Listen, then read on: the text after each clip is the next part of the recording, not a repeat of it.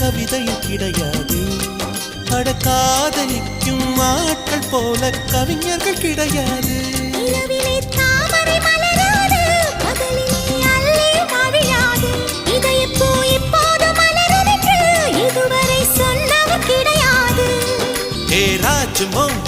ரம்பா ரம்பா உன்னை எடக்கெட தங்கம் தர துடிக்கும் நெஞ்சம். கைகள் தொடாமல் கண்களால் நெஞ்சை பந்தாடினாய்.